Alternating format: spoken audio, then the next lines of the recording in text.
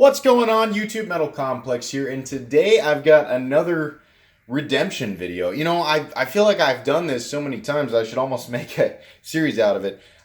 Whenever I'm wrong about a knife that I didn't give the best review to on my channel, it's exciting to me because it means there's a chance that I can love a knife that I had originally thought that I couldn't. What you're looking at here is a very old Boker Kalashnikov. A very thoroughly used Boker Kalashnikov.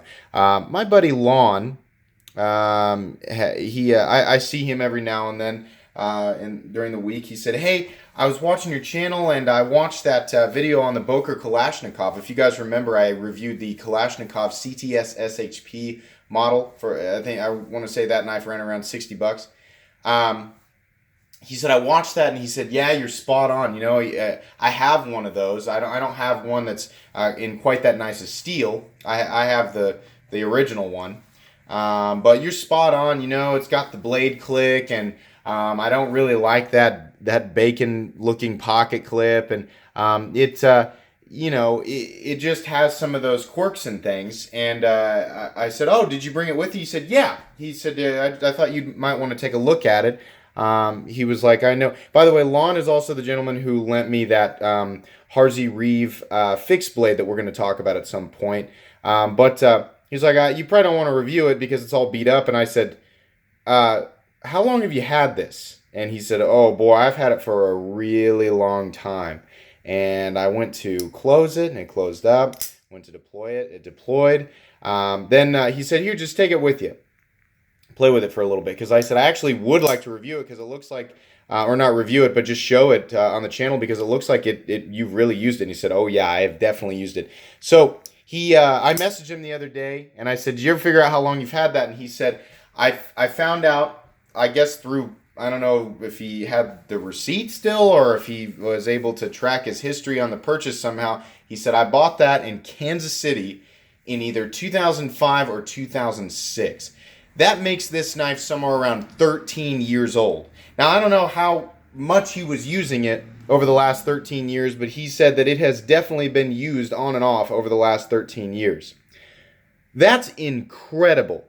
For those of you who are familiar with the Boker Kalashnikov, this standard version in AUS 8, you can see there, AUS 8, stainless in Taiwan, currently runs about $40, making it a very popular and very affordable EDC automatic knife. Now, at the time, in 2005, 2006, these were not legal everywhere, so you couldn't carry these.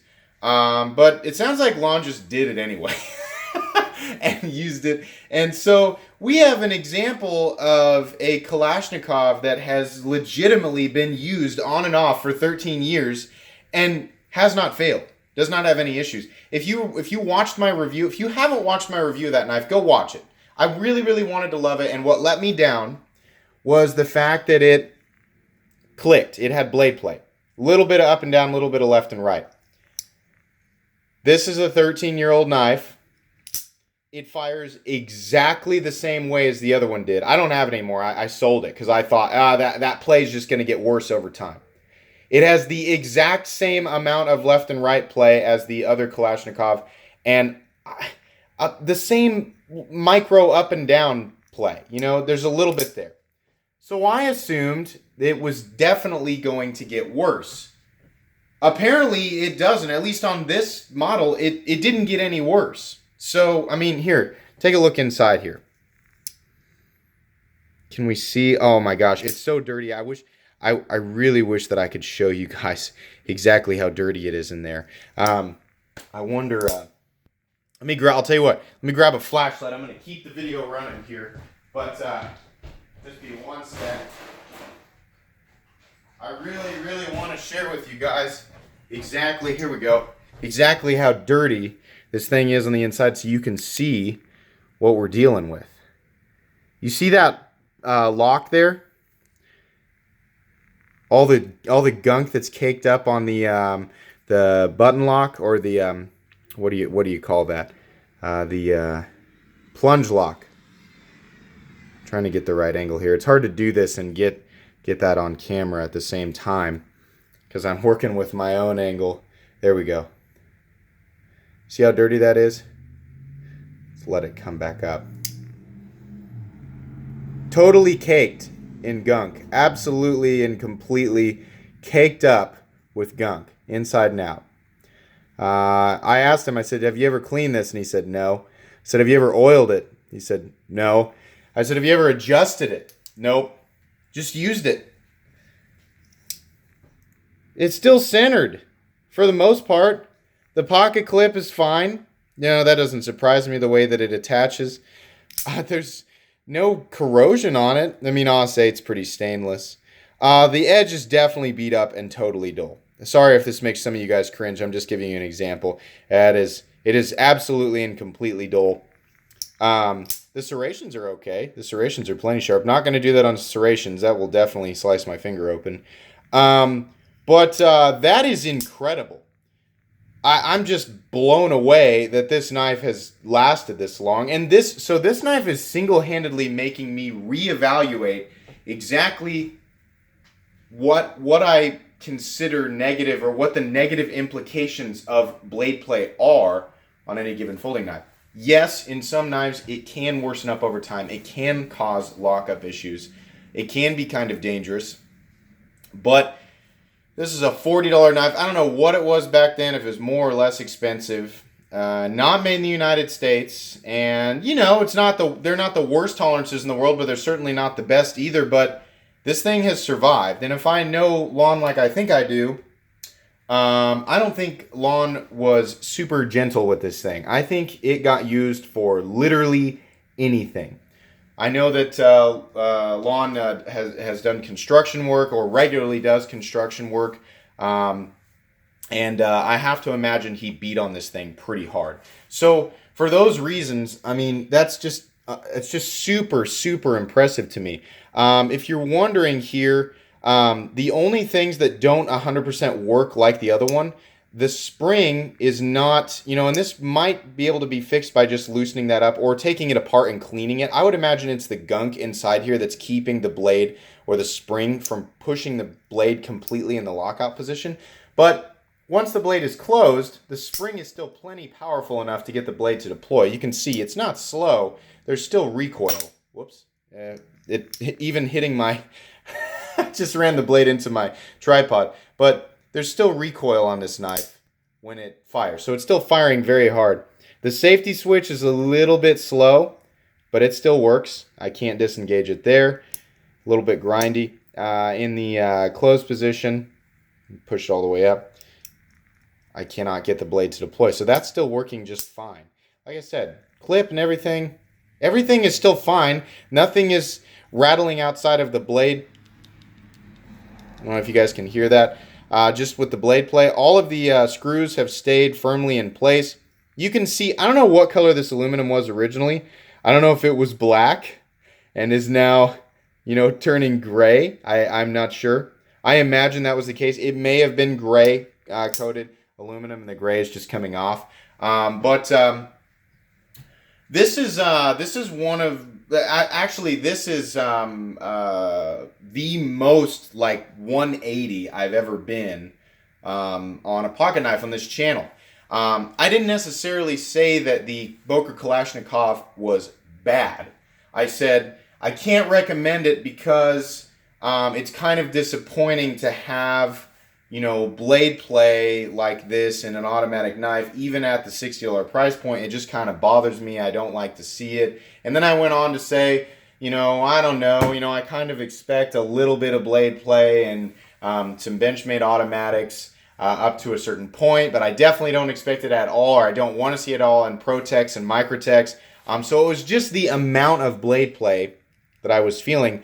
And it's, it's not the most blade play I've ever felt, but it's there to the point where it's making noise. I'll let you listen again. And some other people commented and said, that's disappointing. I had a few people comment and say, hey, I've had my Boker Kalashnikov for a long time, and it's definitely holding up just fine. And my thought on it was, it probably will last for a while. You might get 3, 4, 5 years out of it, but eventually things are just going to fall out of whack and fall out and fall apart, and it's just not going to work. Man, completely wrong. 13 years, this thing is still just fine. Look at this. This is probably more like paint than a coating, but this blade has really gone through it. I don't know if they still have the same bannering that they do on the blades here, but you know, I offered to try and sharpen it up a little bit for him. The button still feels smooth. It doesn't, I mean, honestly, the button doesn't feel like gunk got in between the button and the scale. It's not hard to fire. It feels exactly the same. Sorry, bumped my tripod again. It feels exactly the same as the other Kalashnikov. So, here's my new analysis of this.